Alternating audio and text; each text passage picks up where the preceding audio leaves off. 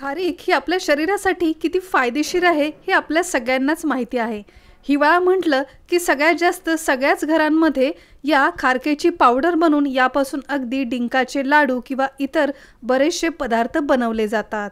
खारीक शरीराची रोगप्रतिकारक शक्ती वाढवणारे पौष्टिक घटकांनी समृद्ध असं ड्रायफ्रूट आहे। जर आपण हे रोज दुधासोबत खाल्लं तर शरीरासाठी उत्तम काम हे करते। खारकाचे सेवन केल्यामुळे त्वचेसाठी केसांसाठी याचा नक्कीच फायदा होतो। खारीकमध्ये अँटीऑक्सिडंट्स गुणधर्म असल्यामुळे विविध संक्रमणापासून वाचवण्यास, रक्तप्रवाह सुधारण्यास हे मदत करते। त्याचबरोबर शरीराला भरपूर अशी ऊर्जा देणे, स्नायूची ताकद वाढण्यासाठी रोज खारीक हे खायलाच हवं। आणि म्हणूनच डिंकाच्या लाडूमध्ये किंवा रोजच्या दुधामध्ये मिक्स करून आपण याचं सेवन करतो। आणि म्हणूनच आजच्या या व्हिडिओमध्ये खास हिवाळ्यासाठी वापरण्यात येणारी खारीक पावडर ही आपण घरी कशी बनवायची ते पाहणार आहोत। खारीक पावडर ही उन्हात न वाळवता किंवा न भाजता आज आपण अगदी सहज आणि सोप्या पद्धतीने कशी बनवायची ते पाहणार आहोत। तर पहा, मार्केटमध्ये अगदी चॉकलेटी रंगाची अशी एक खारीक किंवा पिवळसर रंगाच्या अशा दोन प्रकारच्या खारीक मिळतात। यातली जी कुठली तुम्हाला मिळेल ती खारीक तुम्ही इथे घेऊ शकता। बाजारातून आणल्यानंतर सगळ्यात आधी एक महत्त्वाचं काम आपल्याला करायचं आहे। एका स्वच्छ कपड्याने किंवा नॅपकिनने आपल्याला ही खारीक पुसून घ्यायची आहे। ही ओली न करता अशीच कोरड्या कपड्याने मी हे स्वच्छ पुसून घेतले। आता यानंतर ही खारीक आपण फोडून घेणार आहोत, कारण यामध्ये असलेल्या बिया आपल्याला सेपरेट करायच्या आहेत। आपण काय करायचो की एक एक खारीक घेऊन ती फोडायचो, त्यामुळे बराच वेळ आपल्याला लागायचा।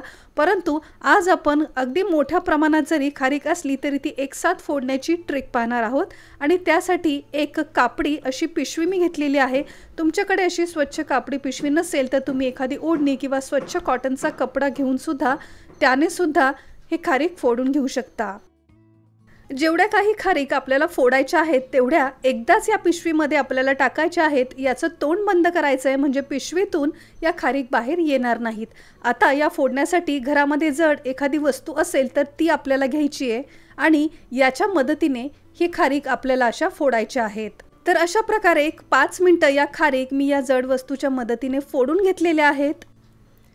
5 मिनिटात या छान एकसारख्या फुटल्या जातात। यानंतर या पिशवीमधून या खारीक आपल्याला बाहेर काढून घ्यायच्या आहेत। तर इथे तुम्ही पाहू शकता अगदी छान आपल्या या सगळ्या खारीक फुटलेल्या आहेत। यानंतर आता या खारकेमधून याच्या बिया आणि याच्या देठाच्या भागाला असलेली ही जी फुलं आहेत ती आपल्याला काढून घ्यायची आहेत। अगदी काळजीपूर्वक असं या खारकेचं हे फूल आणि याच्या बिया आपल्याला सेपरेट करायच्या आहेत, कारण चुकून जरी यातली बी पावडर करताना यामध्ये मिक्स झाली तर पावडर अगदी कचकच लागू शकते। त्यामुळे यातली बी आणि ही फुलं आपल्याला छान वेगळी करून घ्यायची आहेत।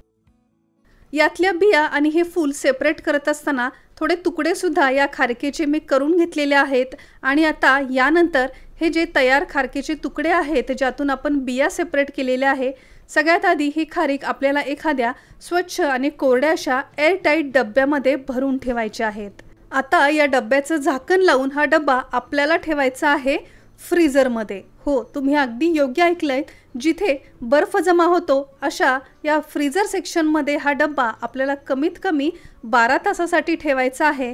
किंवा तुम्हाला जर पूर्ण दिवसभर मिळाला तर अगदी 1 दिवस सुद्धा तुम्ही हा फ्रीझरमध्ये ठेवू शकता। तर मी अगदी रात्रभर माझ्या फ्रीझर सेक्शनमध्ये खारकेचा हा डब्बा ठेवलेला आहे आणि सकाळी आपण यापासून पावडर बनवणार आहोत।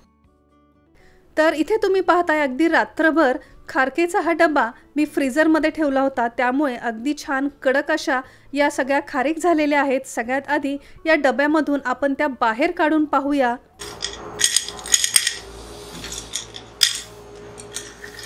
तर इथे तुम्ही पाहिलत उन्हात न वाळवता न भाजता छान कडक अशी ही खारीक आपली झालेली आहे।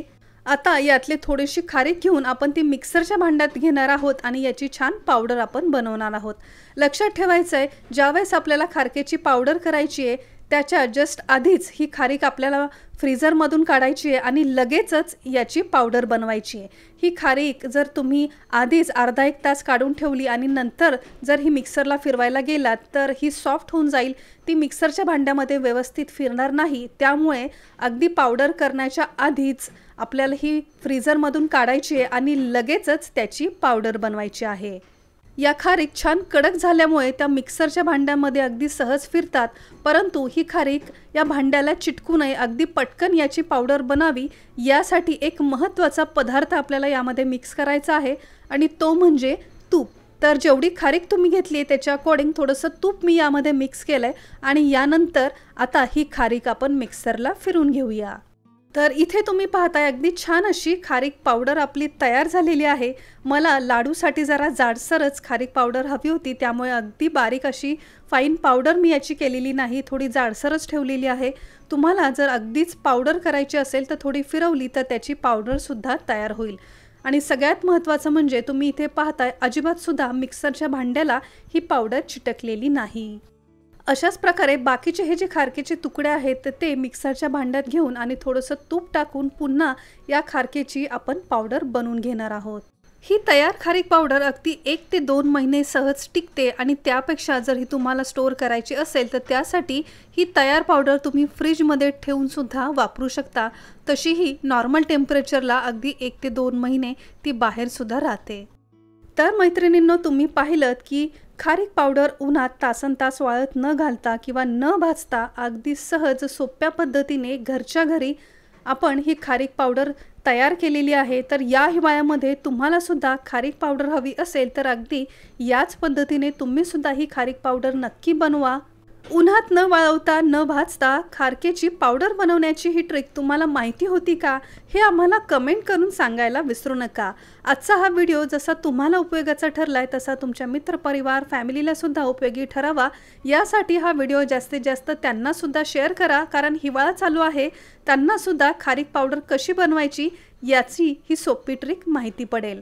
आजचा हा व्हिडिओ, माझी ही मेहनत जर तुमच्यापर्यंत पोहोचली असेल तर व्हिडिओला एक लाईक नक्की करा आणि अजून जर तुम्ही सिम्पली मराठी या चॅनलला सबस्क्राईब केलं नसेल तर नक्की सबस्क्राईब करा, हे अगदी फ्री आहे।